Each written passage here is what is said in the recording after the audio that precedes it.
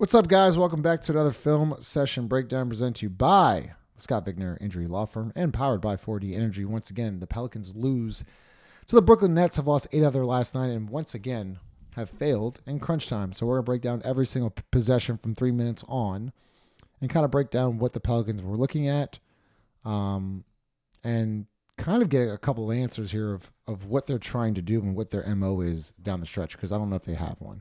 So first possession here, I think is a good look. So you see a lot of pace here. What's going to happen is Brandon Ingram's going to set a ghost screen, flare out. Brandon Boston's going to attack.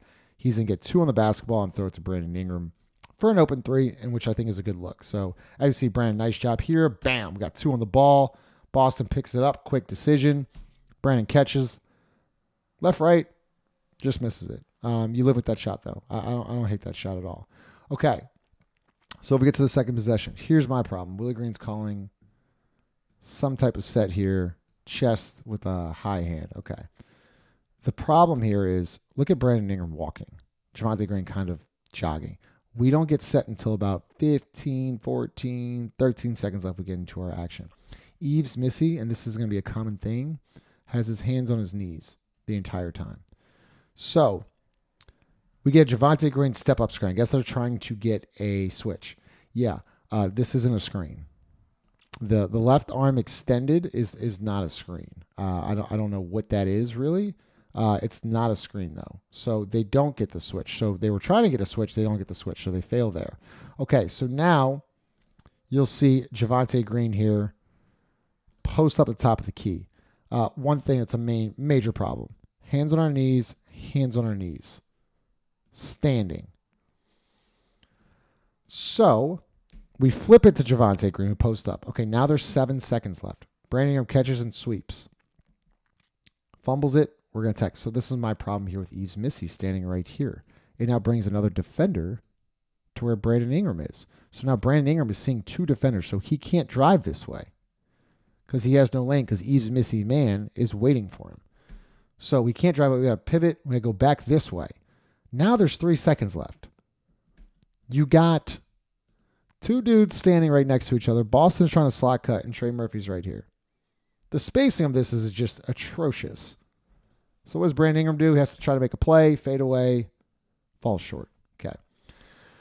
Minute 45 left. Get another stop. We don't get into our set until about 14 seconds left. Okay, we're going to get a Brandon Boston screen 28 feet away from the rim. Not even 28 feet, probably about 30 feet. And you guessed it, hands on our knees. So, in the perfect world, you do get the switch. What I would think would happen is, since you've seen empty possession after empty possession, let's just have Yves Missy sprint up, set a screen here for Brandon Ingram to where Brandon can play make, to where we can attack this screen. Yves Missy can roll. Trey Murphy can lift, and let's put Brandon Boston, say, right here in the dunker spot. Instead, Yves is just going to stand. Brandon picks up his dribble. Now there's 10 seconds left, and we have Brandon Boston posting up about 26 feet away from the rim. Trey Murphy hasn't moved. Javonte Green hasn't moved, and you guessed it, Yves Missy still has his hands on his knees. You know how easy this is to defend? A middle school team could defend this. So we're waiting. 8, 7, 6. Brandon, you got to get open, man. You got to get open. Rule number 1 as a coach, you have to get your players in the best positions possible to succeed. This right here is not.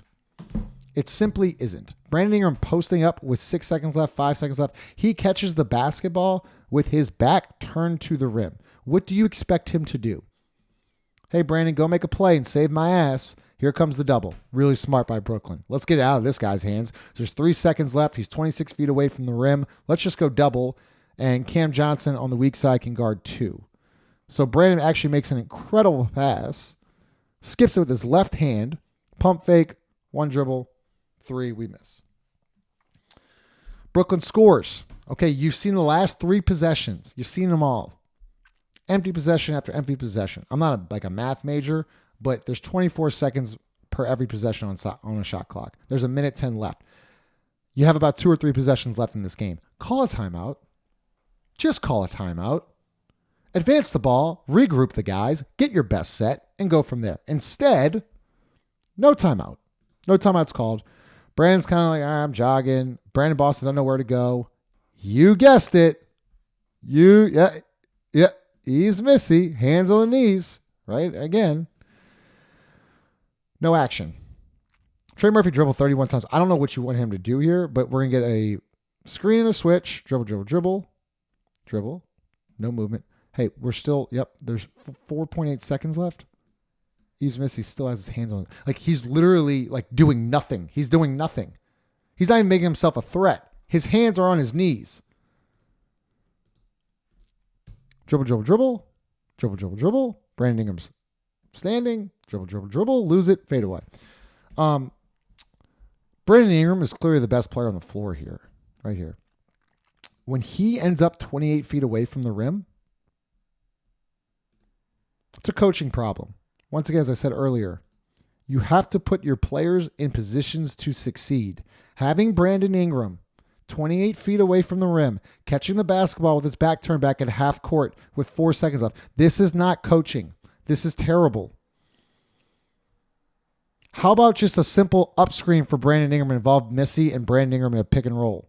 Or how about some down screens for Brandon Ingram to where he can come off and literally attack here. We get a roll here and you have shooters on the weak side. Instead, it's just a bunch of standing around and Brandon Ingram save us or Trey Murphy save us. That's the shot you get. Trey Murphy misses. Brandon Boston misses the tip shot. Okay, 32 and a half seconds left. There's one timeout left. They forgot to update the graphic. That's okay. You have a couple options here where you can go. You can go quick. What I mean by quick, a 4 or 5 second possession where you catch, make a quick move, attack the rim. If you make it, you take the lead. If you miss it, you have enough time to either get a defensive stop or you can just foul and extend the game. Whatever you want to do. Some coaches like to play it out. Some coaches like to foul. There's really no wrong answer here. What you can't do is this. And guess what? You know what play is coming. It's going to be, as you've seen a million times, Trey Murphy's going to go screen, flare out. Missy's going to set a flare screen right here. Brandon Ingram's supposed to attack right here. Okay, so we roll the clip. Here comes Trey. Goes screen, flare screen. Is it open? Debatable. I don't know if Brandon Ingram make that pass. I see that he might see this defender. He could shoot the gap. Take it that way. It's a dunk. The play, to me, is this. Sorry. The play, to me, is a quick decision. You can drive an 18-wheeler through this gap.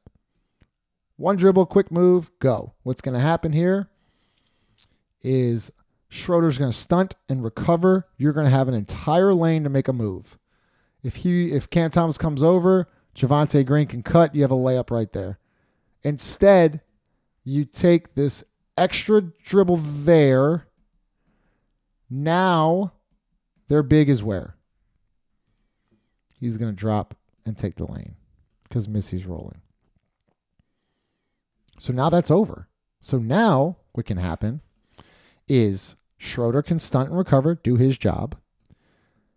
The big can drop, take this away, and now Cam Thomas doesn't even have to help, so he can take Javonte Green's backside cutaway. So we're too late. Dribble, drive, tough shot, miss. And guess who gets the rebound? The big. Okay, 14.9 seconds left. Sideline out of bounds. Brandon Ingram's all the way over here on the other side of the court. Noel's supposed to go this way. Trey's going to go this way. Javonte Green's supposed to walk his man down and pop hard to the middle of the floor to where Brandon Boston get him the basketball, and then Brandon Ingram can come downhill to where you pitch it ahead. He can make a play, and that's what's supposed to happen. If it was me, I would have Trey Murphy in this situation, a 6'8", 6'9" guard who you can throw it up to, and he can go get it. Instead, we put 6'4" Javonte Green there to where he posts. Like, I don't know where Brandon Boston's supposed to throw this basketball. He's not open. Ball gets tipped. Okay. Right here.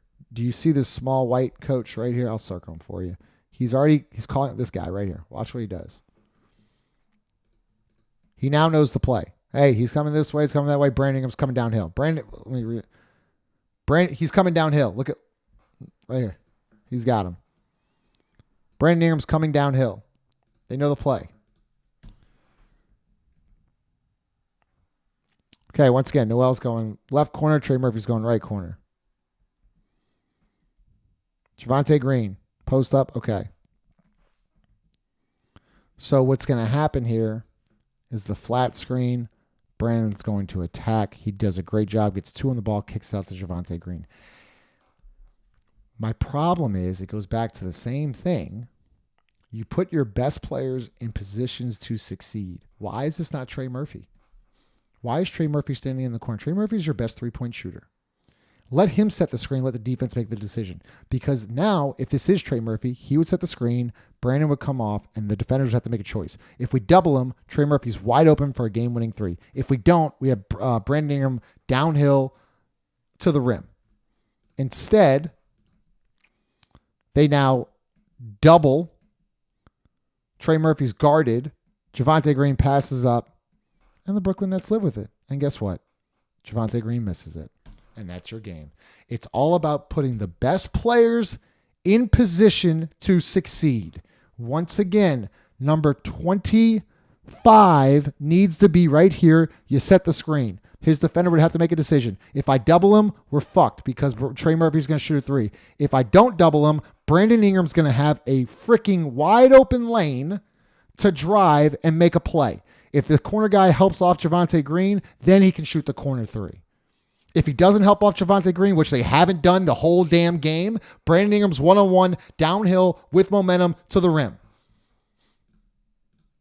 It's insane. It's insane. Smash the like.